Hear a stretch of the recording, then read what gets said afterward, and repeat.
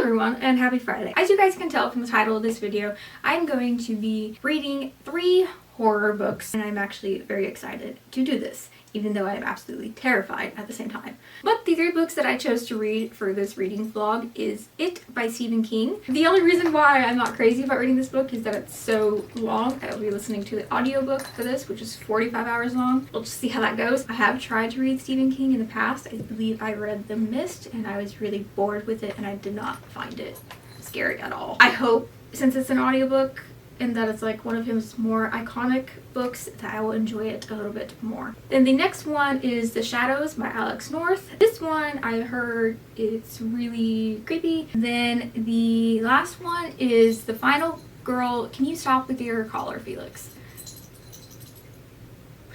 The third one is The Final Girl Support Group, which I believe is written by Grady Hendrix. Let's just get right into it and hope this goes well. We're into it now. I have gotten to the halfway point of The Shadows by Alex North. This book follows a man named Paul who 25 years prior was friends with a group of boys that were somehow mysteriously involved in a murder of one of their friends. And then one of the boys in his friend group, Charlie, mysteriously disappeared and has never been found since the murder. It bounces from his perspective currently, which is him 25 years later, and him as an adult. Do not knock over my camera, Felix. This book follows him currently, 25 years later, where he is now 40, and he's kind of returned home to take care of his mother, who is pretty much in her last days, staying home at his old house and everything like that, and it's, you know, bringing up all these memories and stuff. And then during the current timeline of him being there, there is another murder that is very similar to the murder of his friend and that his friends were involved in. Because we are also following a detective, which I forget her name. I think her name is like Amanda or something like that. And then we are going back 25 years later of Paul's friendship with these three boys, Billy, Charlie, and James.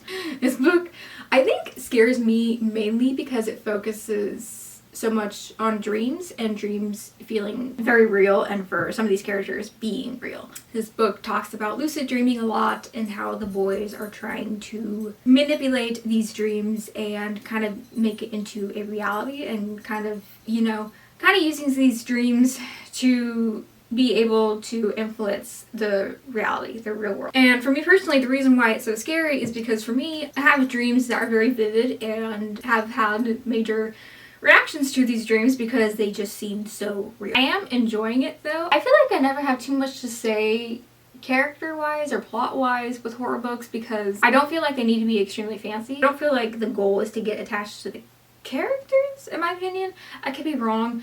I feel like your main focus in horror is like the horror, the mystery, and trying to figure out, like, along with character, what exactly is going on. Yeah, I think the only thing I could say about the characters is Charlie is creepy. Charlie is creepy. He's not the kind of person I would want to be around. Even though I get scared of it, I still want more of the scariness, if that makes sense. I enjoy it, but I don't enjoy how it makes me feel afterwards when I'm trying to get to sleep. Okay, this is so much more obvious when I actually bring my camera out in my car because I don't have a place where my camera can actually go that, for one, it won't fall over, or 2, that it's not extremely noticeable. That is a cute cat.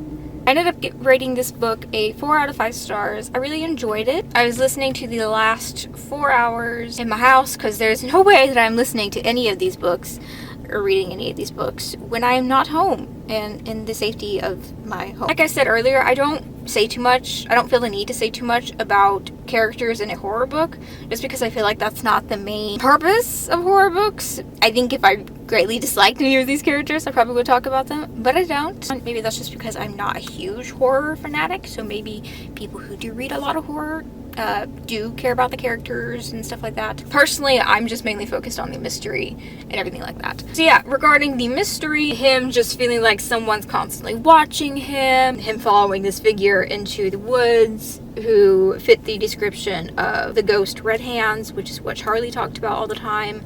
The mystery behind that, I felt the reveal was very anticlimactic. I liked the suspense in this book, and like twist with Jenny being the one who was the one that was murdered and not James was a very big surprise to me. I did think that she was somehow involved, obviously, in the murders, but I actually thought that she was somehow a person who was a friend of Charlie secretly, and that Charlie had like kind of got for her to mess with Paul to a further extent. And also the surprise with James and Charlie being related was a good twist. I really did enjoy this book, and I want to read The Whisper Man. However, I am very scared of that because all of the reviews that I read, almost all of them mentioned this was not nearly as scary as The Whisper Man, and I'm just thinking, how scary is The Whisper Man if this is nothing? I have 2 other books to read, and I lied, and I'm not going to read the Final Girl Support Group because it's not available to me yet, and I only have a few more days before this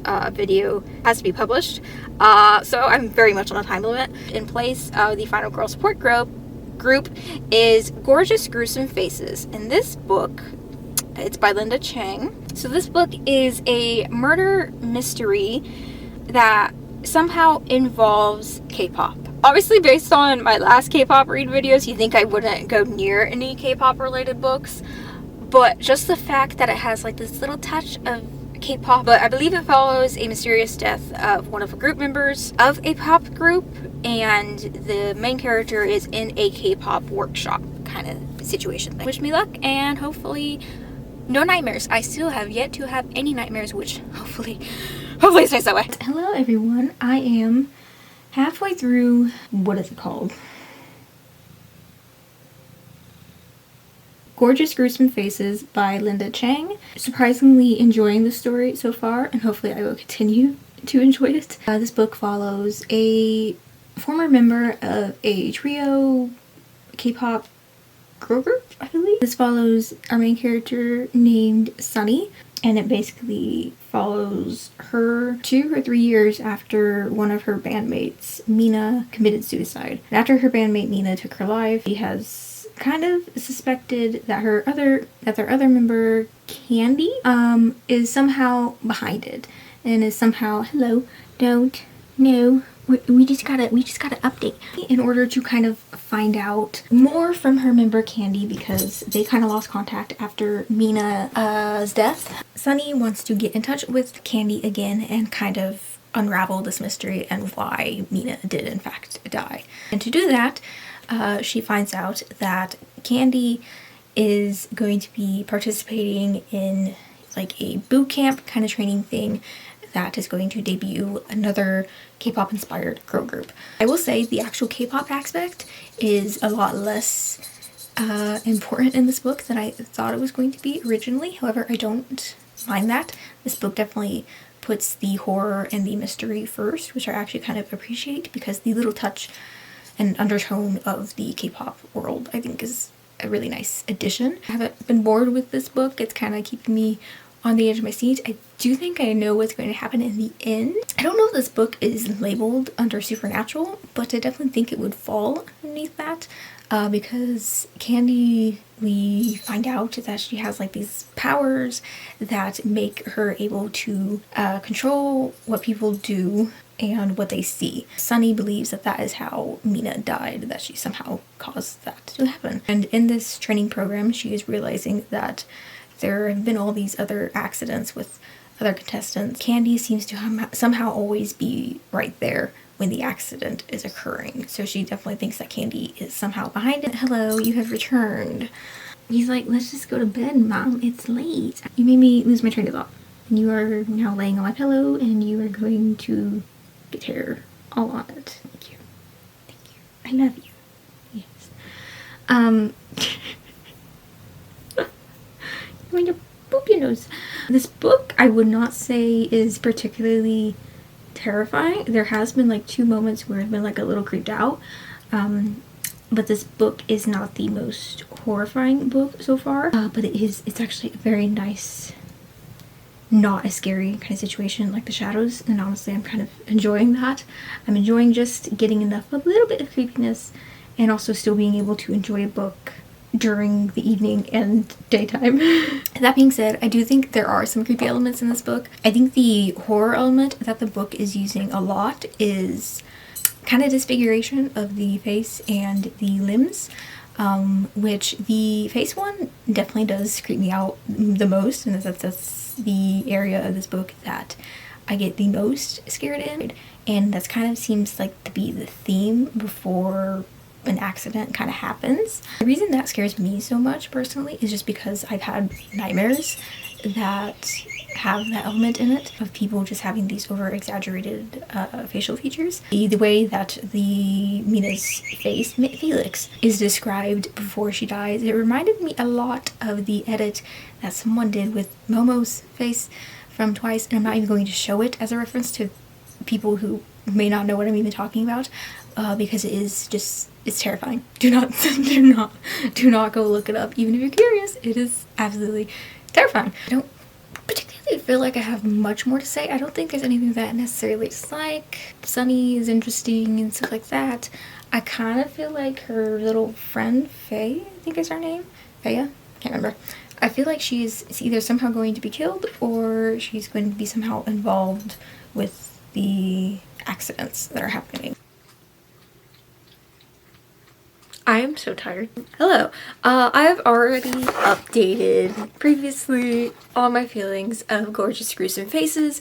However, the footage did not save very well because my phone is just not cooperating here recently. I don't know how to talk about the ending without giving major spoilers. I'm going to try and not to spoil the last half of this book. However, a lot of things happen in the last half of this book. I really don't know how to talk about it without spoiling it, but I really do think if you're interested in a mystery horror book that kind of tosses in the element of Kpop, I think you would really like this book. This book also has some Japanese folklore in it as well. Rating this book with how scary it is, I would give it a 5 out of 10. It is not horribly scary. There is also going to be a second book. I don't know if this is going to be a duology or it's going to have more than 2 books in it, but there is going to be a second book that is coming out next year, and I'm definitely going to read it. This book ended in a way that a lot can still happen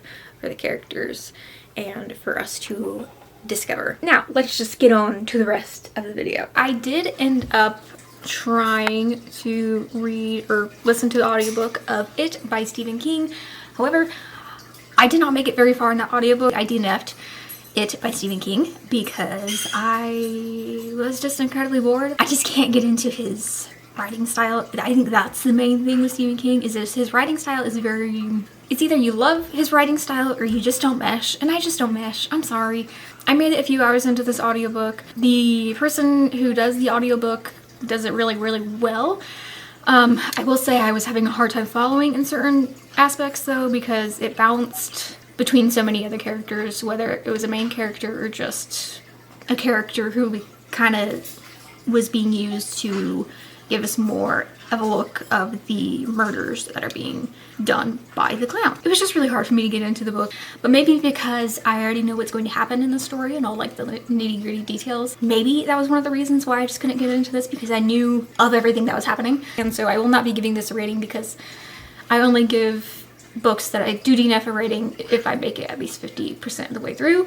This I did not. Which brings me to the next book, which is The Final Girl Support Group by Grady Hendrix. I DNF'd this as well.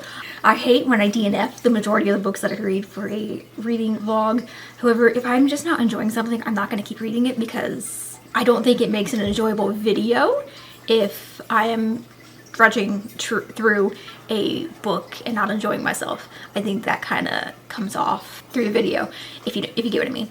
Obviously, there are books where I dislike and I read the entire thing because I like disliking it to some extent. I want to complain about the things that I dislike. I want to vent. But with this book, I did not want to get through it at all. It had nothing that I was excited to rant about, I guess. The Final Girl support group basically just follows a bunch of final girls. You know, the first 2 chapters were interesting to an extent. We're introduced to our main character, who I think her name is Lynette. She's very OCD. She is very, because of what she went through, she is very paranoid. But her point of view of being very paranoid, it just kind of became annoying. Especially when she was so paranoid that she didn't trust anyone and like she took extra safety measures, but when the plot needed her not to take those extra safety measures, they made her divert off of her paranoia to follow what the plot needed her to do and do something absolutely stupid. And so it was very inconsistent with her characterization. I just was very bored. I was really wanting to enjoy this book because I loved the previous book that I read by him. The something vampire one, I can't remember, it's a long title, but that book, I really enjoyed that, and I wanted to enjoy this one just as much, and unfortunately I did not. Unfortunately, I did not like this book, and I DNF'd it around 30 some odd % of the way through. I almost was going to try to find another book just to finish off this video with a book that I actually completely read and could talk about with you guys, but for one, this video is already going to be 2 weeks late. Very sorry about that. This video was supposed to be happening in October for obvious reasons, but happy holiday, Thanksgiving, cheers to you. But yeah, that is the end of this video. I hope you guys enjoyed. If you have read any of these books, whether they're the ones that I finished or did not finish, please let me know your thoughts on the books. I would really like to know. I hope you guys have a lovely Friday, and I will see you next Friday. Bye-bye. Hey.